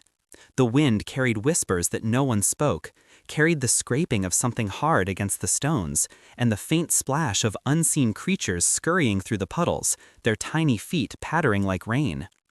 To the residents, these noises were warnings, signs that could mean the difference between safety and danger. The wise ones stopped walking when they heard too much, because noise could mean trouble, could mean someone was nearby who should not be, someone with intentions that were better avoided. Every wall bore stains of things long spilled and never washed away, creating patterns like abstract art, paintings of suffering. Layers of soot and moisture made the surfaces sticky to the touch, as if the walls themselves were sweating, exuding the fear and pain they had absorbed over decades. The air was colder here than on the main streets, as though the alleys held on to the dampness of years, trapping it between their narrow walls like a living thing. Windows above were small and tightly shut, leaking only thin lines of dim light that could not reach the ground, that died before they could illuminate anything useful. Sometimes a window opened and dirty water poured out, mixing with the sludge below, adding another layer to the filth. The people below did not complain. They simply stepped aside and went on, accepting this as normal, as just another part of life in the slums. The silence of these streets was deceptive, a lie that covered constant motion. Somewhere a bottle would break, the sound sharp and sudden, making hearts skip. A door would slam, the noise echoing like a gunshot. A woman's voice would cry out, only to vanish as quickly as it came, swallowed by the darkness. The alleys absorbed every sound, swallowing it whole, making it impossible to tell direction or distance. It was difficult to tell whether something had really happened or if the mind invented it to make sense of the quiet, to fill the void with something, anything, even if it was frightening. If one were to compare this to the modern world, it would be like walking through a city after a power outage where every corner hides both fear and familiarity, where the ordinary becomes threatening simply because it cannot be seen clearly. Yet in the slums, this was not temporary. This was the natural state of night, the way things had always been and always would be. For the poor, the darkness served as both a shield and a threat, a paradox they lived with every day. It hid them from the eyes of the police and the rich, allowed them to move unseen, to conduct business that would not survive daylight. But it also hid those who preyed on them, concealed danger until it was too late to run. Many crimes began with a faint sound, a shuffle in the darkness, a whisper barely heard, the strike of a match illuminating a face for just a second, and ended before anyone could react, before a scream could fully form. The victims were left lying in the wet dirt, their blood diluted by filthy water that carried it down the gutter like just another stain. The next morning, the stains looked no different from the rest of the alley, just another dark patch among many, and life continued as if nothing had happened. Some families who could not afford rooms slept near the entrances of these alleys, huddled against walls or tucked into corners that offered some protection from the wind. They lit small fires in tin cans to keep warm, the smoke blending with the mist until it disappeared, adding to the haze. Children huddled against their mothers, their eyes reflecting the faint glow, wide and watchful. Every time a shadow moved, they froze, holding their breath, pressing closer together. The night was not meant for sleeping. It was something to be endured, survived. There is something deeply unsettling about imagining those nights, where fear was so ordinary that people stopped recognizing it, where terror became routine and routine became life. The puddles never dried, even on days without rain, because moisture gathered constantly from leaking roofs and overflowing drains. The water carried the reflection of whatever faint light touched it, making it look almost beautiful from a distance, like tiny pieces of sky fallen to earth. Up close, the illusion shattered completely. Layers of waste floated on the surface, grease from cooking, ash from fires, and human refuse creating a film that shimmered with unnatural colors. When someone stepped into the puddle, bubbles rose, carrying up a smell so strong it felt solid, so overwhelming it made eyes water and throats close. People covered their noses with sleeves, but it made little difference. The smell clung anyway, as everything else in the slum did, refusing to be washed away or forgotten. Rats ruled these passages more confidently than humans, more at home in the darkness than those who walked upright. They darted in and out of cracks, fearless and numerous, their eyes catching what little light there was, turning into small, moving sparks in the blackness. For some, the sight of rats meant company, a reminder that they were not entirely alone. They were the only living things that never left, that remained loyal to the slums through every season, every plague, every hardship. No matter how cold or dark the night became, the rats stayed. Killing them was useless, a waste of energy, because they always returned, multiplying faster than they could be eliminated, an enemy that could never be defeated. The few lamps that still functioned flickered weakly, their light orange and trembling, unstable as everything else here. Oil was expensive, and the city rarely refilled the public posts, preferring to spend money on streets where important people walked. Some residents made their own lamps with scraps of cloth soaked in grease, twisted into makeshift wicks, but the smoke they produced was thick and choking, darker than the night itself. It darkened the walls further, turning everything black and wet, leaving residue that built up in layers. The more light they tried to create, the more suffocating the air became, a cruel irony that meant visibility came at the cost of breathability. When fog and darkness mixed, the alleys seemed to breathe, to expand and contract like living lungs. The walls appeared to move slightly, as if the city itself was alive and restless, shifting in its sleep. Anyone unfamiliar with the slums could easily lose their way, turned around by the maze of identical passages. The alleys were designed by accident, not by planning, a web of paths that led nowhere, each one darker and narrower than the last. Some ended abruptly at brick walls, dead ends that trapped the unwary. Others opened into small yards filled with trash and silence, spaces that felt like outdoor rooms, enclosed and secret. Those who wandered too far often turned back quickly, uneasy at what they might find, sensing danger even if they could not see it. It was said that you could hear the city breathe if you stood still long enough in those alleys, and it was true in a way. The sound was not human, but it was real, coming from the slow dripping of water, the crackling of hidden fires, and the faint rustling of creatures unseen. Together, they formed a kind of heartbeat that reminded everyone that the slum was awake, even when its people slept, that it lived and watched and waited. The darkness was not empty, despite appearances. It watched with 1,000 invisible eyes, listened with ears that caught every whisper, every sob, every prayer. People adapted because they had no choice, because survival demanded it. They learned to walk by memory, to sense the shapes around them without seeing, to navigate by touch and sound. Children grew up tracing the walls with their fingers, learning each turn and each hole by feel, creating mental maps more detailed than any drawing. In a place where vision failed, instinct became the only guide, the only thing that could be trusted. The darkness did not scare them anymore, not in the way it would frighten outsiders, because fear requires the energy they did not have. Instead, it shaped them, molded them into creatures of shadow, half-blind and hyper-aware, their other senses sharpened by constant use. The alleys of the slums were more than pathways. They were graves for the city's forgotten, arteries that carried waste instead of blood, veins that pulsed with misery instead of life. The absence of light was not the problem, not really, because light would only reveal what was better left unseen. It was the proof that no one cared enough to provide it, evidence of abandonment. The streets above had gas lamps and polished stones, illumination and order, while here the ground itself seemed to reject illumination, to prefer darkness, as if hiding from judgment. The poor learned to live as shadows because no one wanted to see them, because visibility meant vulnerability, exposure.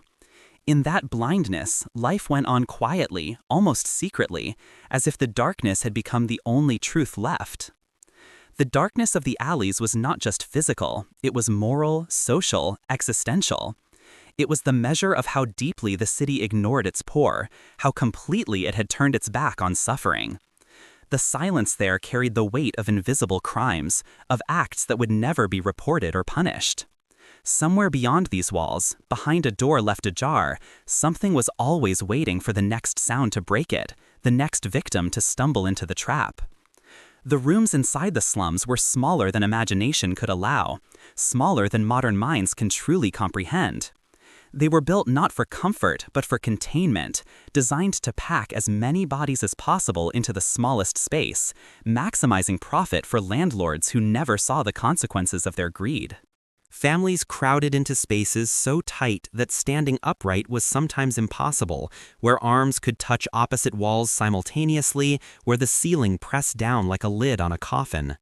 There were no windows, no vents, no openings except a narrow doorway that led into another identical cell, creating a warren of human storage. The walls dripped with moisture that never dried, water seeping through from leaking pipes and rain-soaked bricks, running in thin streams that left dark trails. The air was heavy with human breath, with the exhalations of too many lungs in too small a space. Each room seemed to hold the accumulated breathing of 100 nights, layer upon layer of carbon dioxide and desperation. The smell of sweat, cold smoke, and sickness blended into something permanent, something that had become part of the structure itself.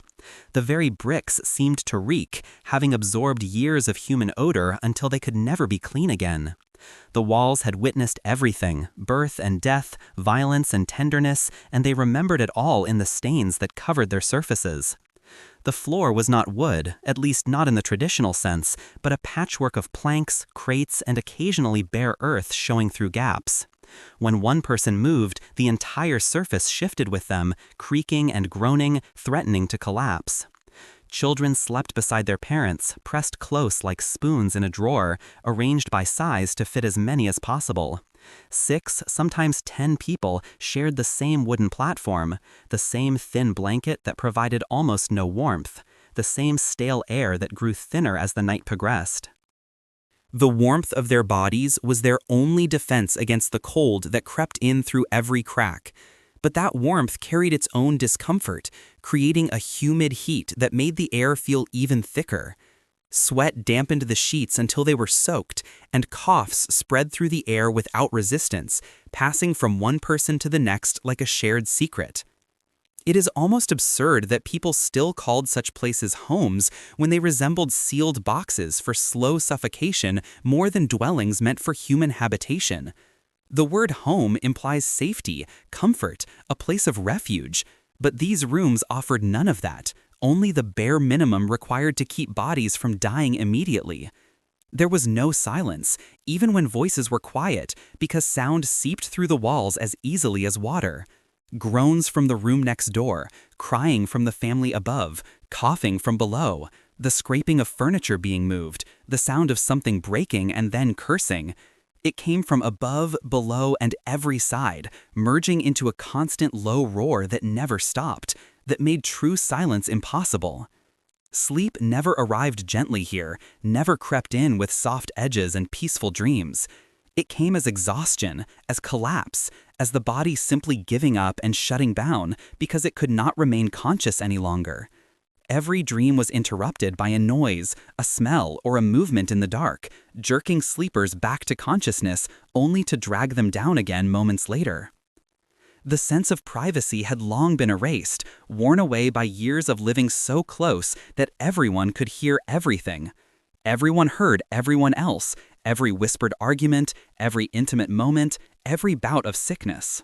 When food was cooked, its scent filled every crevice of the building, drifting through the thin walls and under doors, making empty stomachs growl.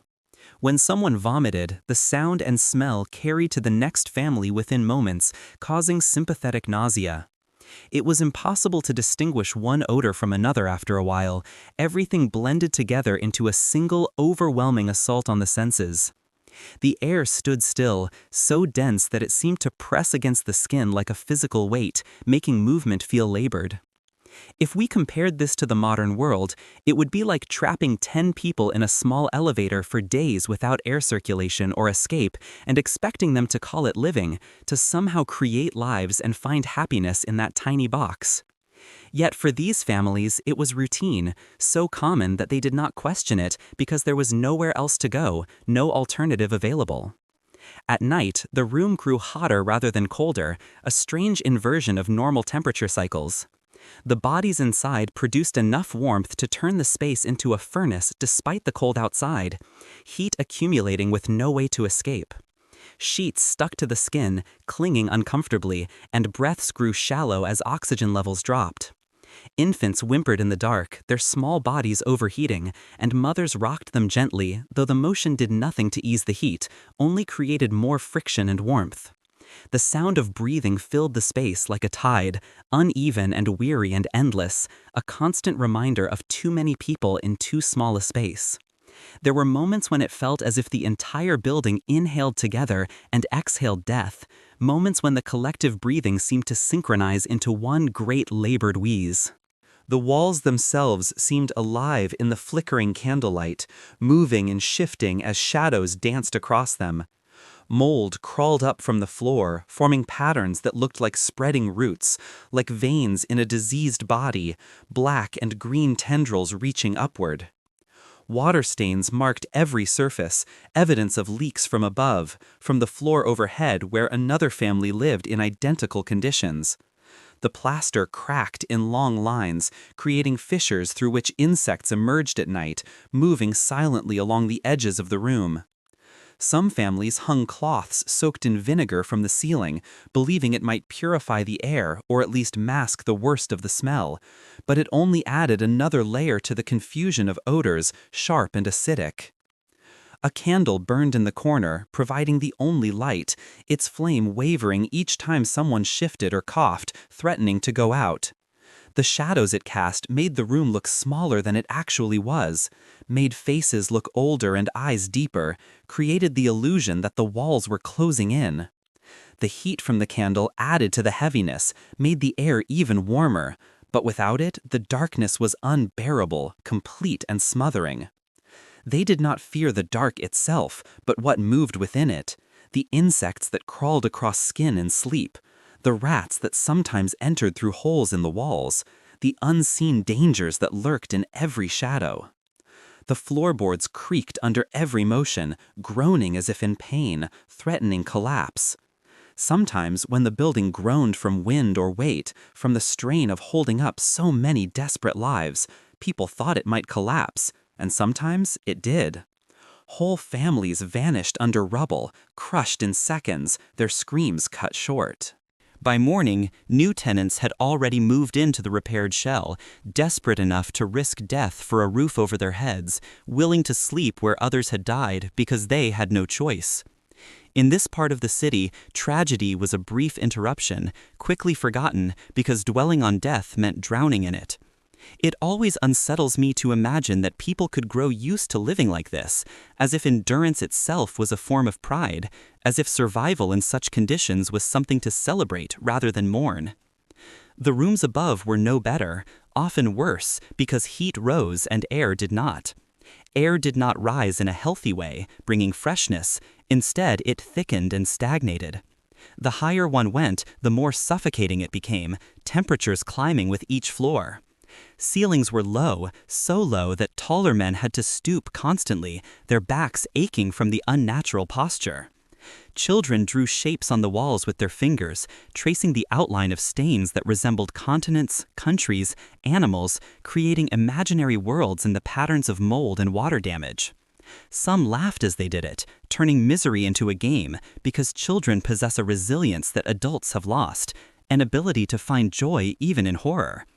The laughter did not last long, though.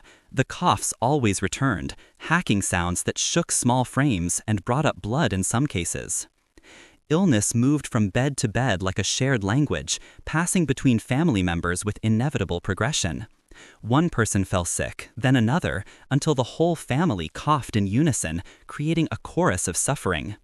Medicine was rare and expensive, far beyond the means of slum dwellers. People relied on superstition instead, on folk remedies and prayers. Burned herbs filled the room with acrid smoke. Whispered prayers were spoken over sick children. Pieces of coal hung above the door as protection against evil spirits. These rituals brought comfort, gave the illusion of control, but no cure. The air did not heal, could not heal. It only carried more sickness, circulating disease from room to room, floor to floor, building to building. The sound of neighbors could be heard clearly through the walls, as if there were no barriers at all. Arguments that turned violent, sobs that lasted for hours, and sometimes worse sounds that no one wanted to acknowledge. The buildings were made of thin boards that did not stop anything, not sound, not smell, not even secrets. The cries from one room bled into another until it was impossible to know where they began, creating a tapestry of human suffering. Children learned to sleep through it, trained by necessity to ignore sounds that would terrify adults in normal circumstances. Adults pretended not to hear, developing selective deafness as a coping mechanism, because acknowledging what happened next door meant accepting that it could happen to them. Sometimes in the quiet hours before dawn, when exhaustion had silenced most of the building, a voice would rise unexpectedly. A hymn, soft and cracked, sung by a woman trying to calm a child, or from a man too tired to speak but too awake to rest, too haunted by thoughts to find peace. The song lingered in the heavy air for a few seconds before disappearing, absorbed by the walls like everything else. It was the closest thing to beauty that these rooms ever held, those brief moments of melody in the darkness, human voices trying to create something pure in a place of corruption. No one in these slums spoke of comfort, because comfort was a fantasy reserved for those who lived where the air moved freely, where windows opened to breezes and rooms had space to breathe. Here, breathing itself was labor, each inhalation requiring effort, each exhalation a small relief. The walls, soaked with years of human misery, seemed to pulse faintly at night, as if they had absorbed so much suffering that they had come alive. Every sigh echoed, bouncing off surfaces, and every whisper felt like it might wake something in the walls, some accumulated sadness that would overflow and drown them all. Morning brought no relief when it finally came. The air did not freshen with daylight, did not suddenly become easier to breathe. It only shifted slightly, blending night's sweat with the day's smoke from cooking fires. People rose from their boards, stretching stiff limbs that ached from sleeping on hard surfaces, preparing to face another day that looked exactly like the last. There was no rest in the true sense, only pauses between exhaustion, brief intervals where consciousness returned before the next wave of weariness hit. The crowded rooms of the slums were not simply shelters, they were slow deaths disguised as homes, places where life was measured in breaths taken rather than days lived. Yet within them, families held on with whatever strength remained. They laughed at small joys, argued over petty things, and dreamed in the same air that poisoned them, because dreaming was free and cost nothing but imagination. Survival was not resistance in any heroic sense, it was simply habit, the body continuing to function because it did not know how to stop. The rooms without windows held more than bodies. They held the city's forgotten breath, the exhalations of those deemed unworthy of clean air. What lingered in that trapped air was more than heat or smell, it was despair turned solid, misery given form and substance. Beyond those thin walls where families struggled to breathe, the noise of the living continued in other forms, but in the next darkness something else was stirring, something that waited patiently for nightfall to claim its victims. Children in the slums did not dream in peace. Their sleep was too shallow for true rest, filled with twitches of fear and the sound of scratching nearby, sounds that penetrated even the deepest attempts at unconsciousness. The floor where they lay was not soft, offered no cushioning, only a layer of dirty straw spread thin across the ground like a cruel joke. The straw was damp, mixed with dust and bits of refuse that had accumulated over time, creating a bed more suited for animals than humans. When they moved, small clouds of powder rose into the air, catching faint light from a dying candle or the street's weak glow filtering through cracks, making the air sparkle briefly before settling again. The smell was a mixture of mold, smoke, and decay, the same scent that clung to every breath they took, that had become so familiar it no longer registered as unusual. Sleep did not bring rest here, it only offered a brief escape from hunger, a temporary disconnection from the gnawing emptiness in their bellies. The rats ruled the night without question, moving with confidence that suggested ownership. They crawled freely across floors, walls, and bodies, bold creatures who had learned that these humans posed no real threat. Some were bold enough to climb onto the straw piles where children slept, drawn by the smell of food crumbs caught in hair or clothing, or by the warmth of skin in the cold room. The smallest children flinched in their sleep when whiskers brushed their faces, when tiny clawed feet walked across their cheeks, but they rarely woke fully, too exhausted to respond. Sometimes the rats bit, their sharp teeth breaking skin easily, leaving marks that turned into sores that festered in the filthy air. It is grimly ironic that the only living creatures that treated these children equally were the rats, and even they came only to feed, only to take what little the children had left. The rooms were too crowded for protection, too packed with bodies to allow for any real defense. Blankets were thin, if they existed at all, offering no barrier against the tiny invaders, and mosquito nets were unheard of, luxuries that belonged to a different world. Many families simply covered their children with coats or rags, whatever fabric could be spared, laying it gently over small forms. The children curled into themselves, knees pulled to chests, faces hidden under arms, trying to make themselves as small as possible, as invisible as possible. Yet the rats always found them, always. They slipped between the straw and gnawed at fingers, toes, and ears, seeking any exposed flesh, any opportunity for a meal. In the morning, small scabs and bruises appeared on skin like quiet confessions of the night, marks that told stories no one wanted to hear. The cold added to the misery, seeping up from below. Without mattresses or bedding, without any real barrier between body and floor, the ground absorbed every ounce of body heat, draining warmth as fast as it could be generated. The straw was meant to insulate, to provide some protection, but it held moisture instead, dampness that made the cold worse, that conducted heat away from small bodies. The air was heavy with breath, with the exhalations of too many people in too small a space, and the smell of unwashed skin filled every corner, mixing with the scent of mold and decay.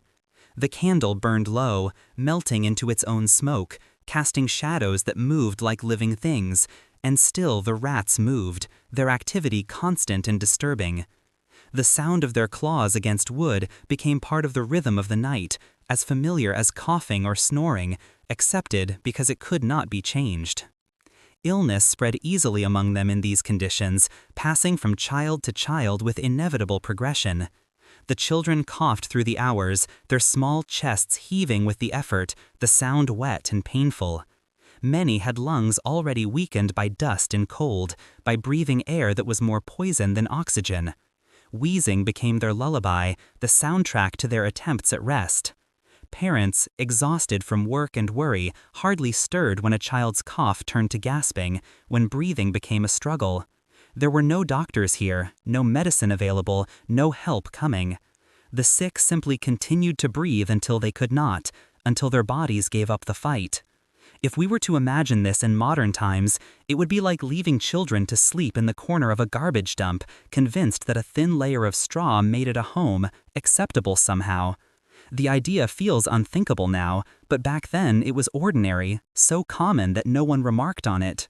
When morning came finally, bringing weak light, the children awoke slowly, sticky with sweat and grime despite the cold. The straw stuck to their hair, tangled in matted locks, and their faces were streaked with dirt, marked with lines where tears had run during the night. They rubbed their eyes with hands blackened by soot, hands that had touched too many filthy things, and crawled toward the nearest basin of gray water. Some splashed their faces, making minimal attempts at cleanliness. Others did not bother, because they knew cleanliness meant nothing when dirt returned within the hour, when the environment itself was dirty. The rats retreated only for daylight, hiding under floorboards or behind sacks, waiting patiently in the shadows. They would wait until night returned to reclaim their territory, to resume their feeding. Some children tried to chase the rats away, tried to assert some control over their space. They used sticks, stones, or shouts, whatever weapons they had, but it made little difference in the end. The rats were too many and the children too weak, the balance of power clear. Occasionally, one would catch a rat and kill it, holding it up like a small victory, like proof of their strength, but victory was meaningless when another dozen waited nearby, when the death of one rat changed nothing. It is disturbing how easy it is to imagine those small hands clutching a dead rat, feeling pride for a moment before hunger or fatigue dulled the feeling, before reality reasserted itself. The floor where they slept was not just dirty but alive in a sense, teeming with activity. Insects moved through the straw, feeding on waste and dead skin, creating their own ecosystem. The children scratched constantly, leaving red marks across their arms and legs, scores that sometimes bled. Their skin was thin, their bones visible under pale flesh that had not seen enough sunlight or nutrition. Even in sleep, their bodies twitched, reacting to unseen bites, to the constant assault. Their dreams, if they had any, were filled with fever and sound, with images as confused and dark as their waking hours. The stench of rot lingered long after the rats had gone into hiding. Dead ones lay in corners, bloated and stiff, their bodies decomposing slowly, blending into the floor. No one had the energy to remove them, to dispose of the corpses properly. The air in the room carried the faint sweetness of decay, the kind of smell that makes the stomach turn, that triggers instinctive revulsion. Flies gathered in small swarms around the bodies, moving lazily in the thick air, their buzzing adding to the cacophony of sounds. The children learned to ignore them because they had no choice, because acknowledging every horror meant being overwhelmed by horror. At night, when the sounds of the street faded, when the city grew as quiet as it ever did, the rustling grew louder. It was impossible to tell how many rats there were, impossible to count or track them all. They squeaked softly, brushing against the walls, searching for scraps, for anything edible. Sometimes in the quiet, a child whimpered without waking, making small sounds of distress. The movement of the rats was constant, a reminder that sleep was only partial surrender, that rest was never complete.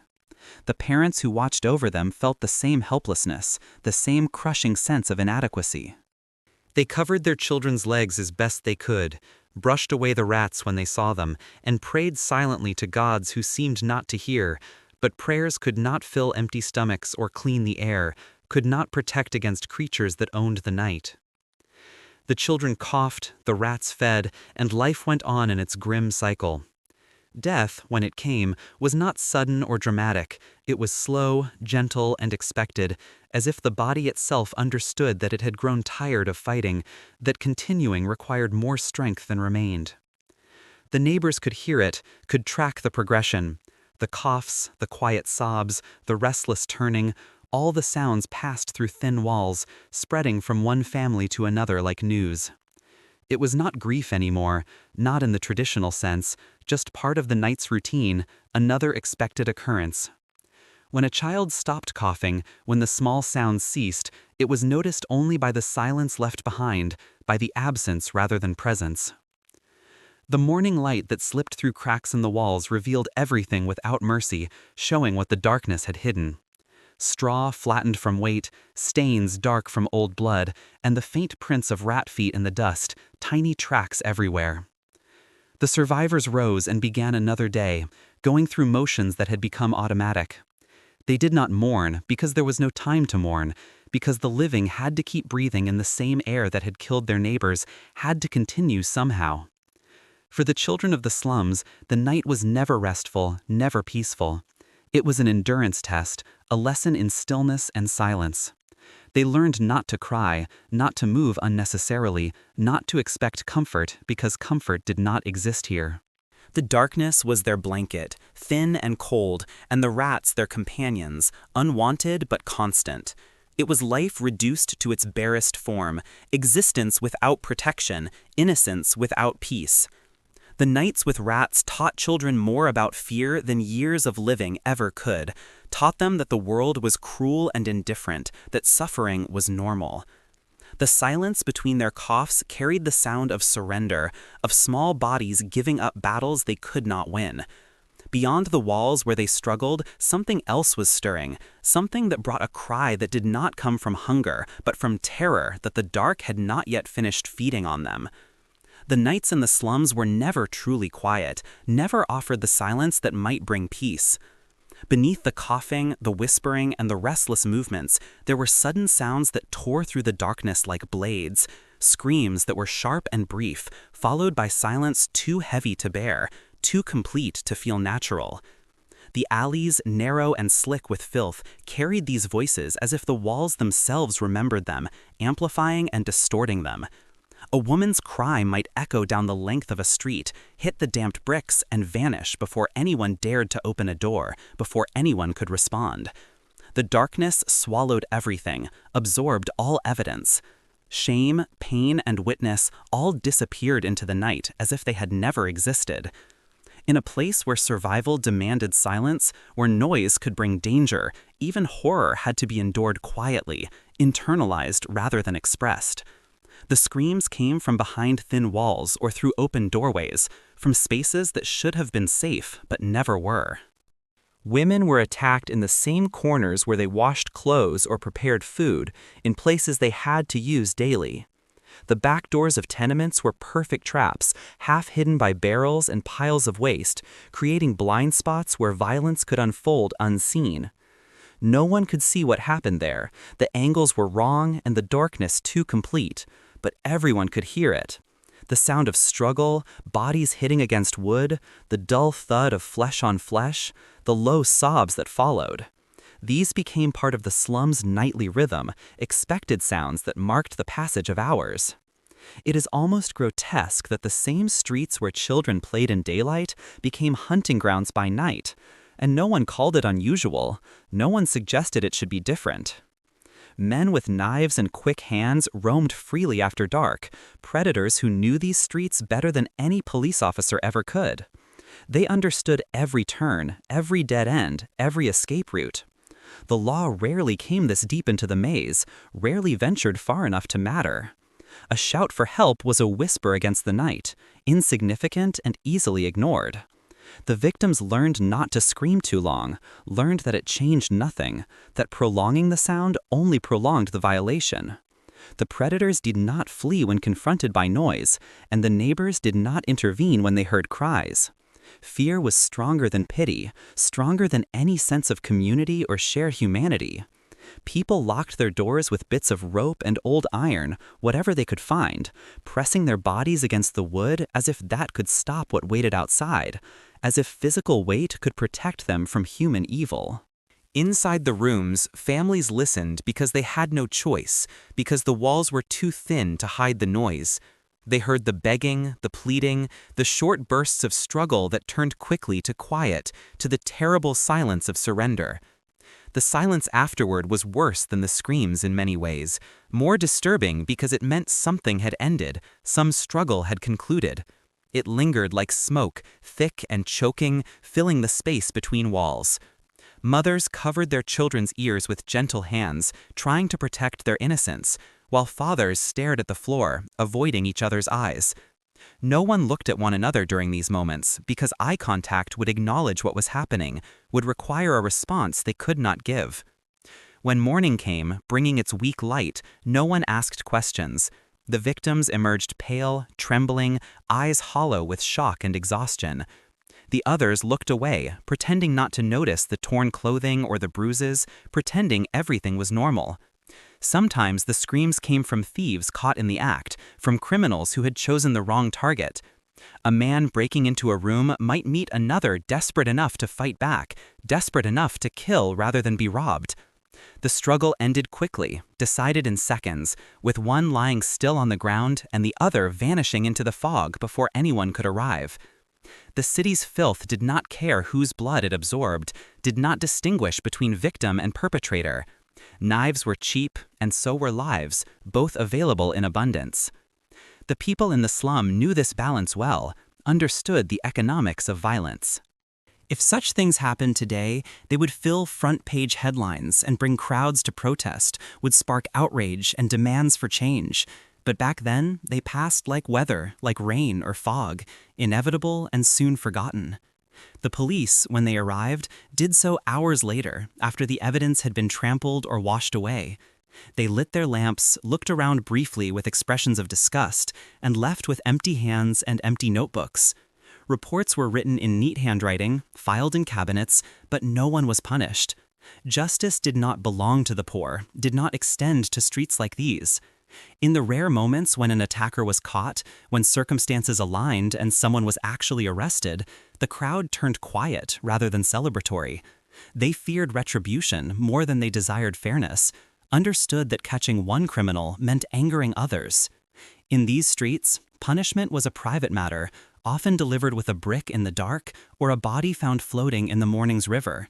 Justice administered outside any official system. The darkness gave cover to every act, served as both accomplice and witness. It was both a tool and a character in every crime, active rather than passive. There were places in the slum where the light of any lamp never reached, corners so deep that even rats avoided them, sensing something wrong. Those who walked alone after midnight carried not just fear, but the knowledge that no one would come if they disappeared, that their absence might not be noticed for days.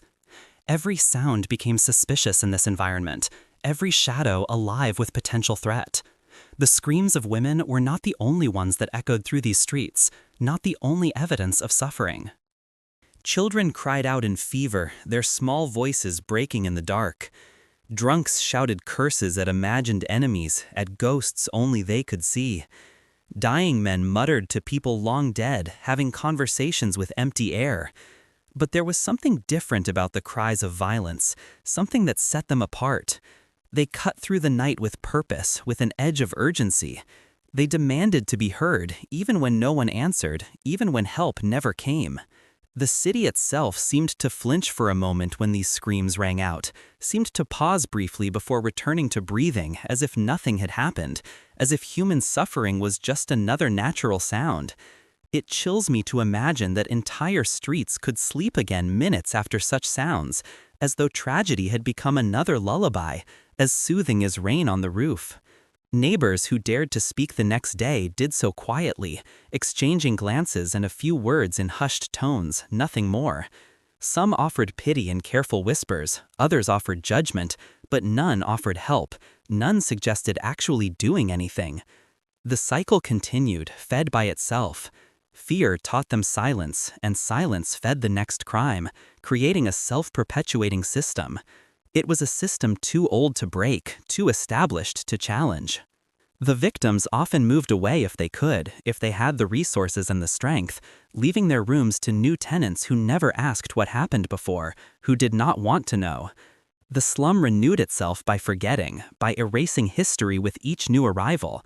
Each night began as if the previous one had not existed, clean slate. But the air remembered, even when people forgot. It carried echoes that clung to the walls, faint vibrations that never truly faded, sounds absorbed into the bricks themselves. Every alley in the slum held its ghosts, not the spirits of the dead in any supernatural sense, but the memories of the terrified, the residue of trauma.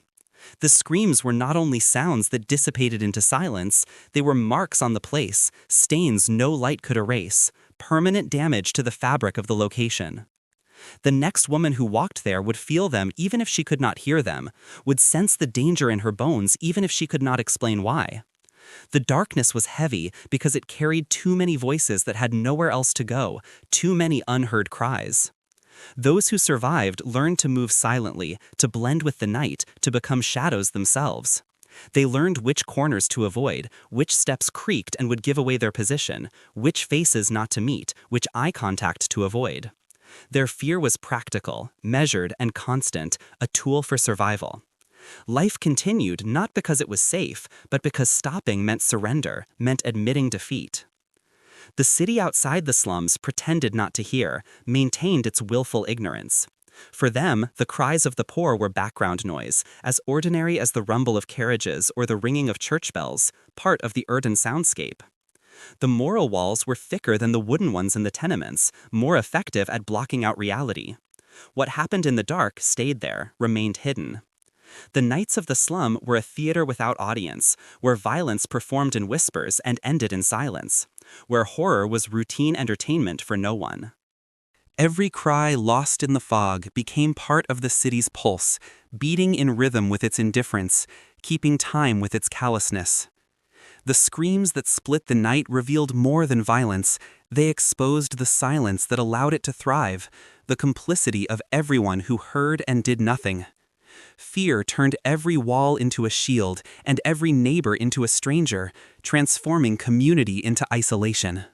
Somewhere deeper in the darkness, beneath that trembling quiet, the true meaning of survival was about to be tested in ways that made violence seem almost merciful.